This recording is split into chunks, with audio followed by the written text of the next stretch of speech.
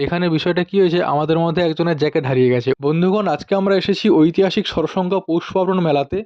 এই মেলার নামে শুধু ঐতিহাসিক আছে তা কিন্তু নয়, এটা অ্যাকচুয়ালি ঐতিহাসিক। কারণ আমার ছোটবেলা থেকে আমি যে সমস্ত বড়, বড় মেলার নাম শুনে আসছি, তাদের মধ্যে এটাই হচ্ছে একমাত্র মেলা যে তার ঐতিহ্যটাকে ধরে রাখতে পেরেছে। মানে ঐতিহ্য বলতে সেই লোকসংখ্যা, সেই দোকানপাট, মানুষের ভিড় এখনও একই রকম রয়েছে, বরং বেড়েছে কিন্তু কমেনি।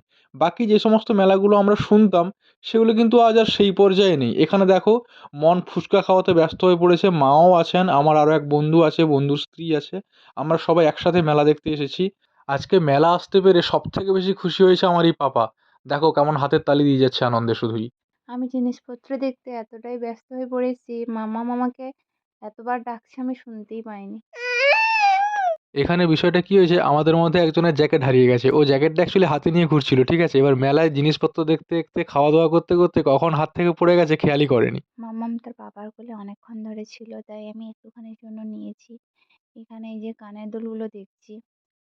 তারপরে দেখলাম মাম্মাম কান্না করছে তার বাবার কাছে যাবে বলে। তার পাপার কাছে দিয়ে দিলাম। দেওয়ার পরে দেখছি বলটাকে শুধু দেখছে, বলটার সঙ্গে খেলা করছে। আর তার পাপা তাকে নিয়ে চটকা-মটকা করছে।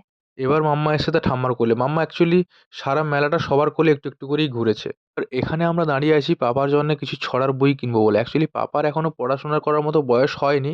কিন্তু পাপার যে মাম্মাম, ও তো উড়িয়া পড়াশোনা করেছে, তাই ও যাতে একটু আগে থেকে পড়ে শিখে নিতে পারে এবং পাপাকে শেখাতে পারে, সেই জন্যই ছড়ার বইগুলো আমরা আজকে থেকে কিনে নিচ্ছি আরকি। এই মেলার বিশেষ দিক হচ্ছে এই মেলায় বিভিন্ন রকমের জিনিস পাওয়া যায়। যেরকম লোহার জিনিসের জায়গায় লোহার জিনিস আছে, যেমনি কি দেখতে পাচ্ছ এই বঁটি, কোদাল, ইত্যাদি এইসব। পাপা মেলার মধ্যে একটি বাচ্চা মেয়ের বেলুন নিয়ে খুব টানাটানি করছিল। আর ওকে না দিতেও কান্নাও করছিল।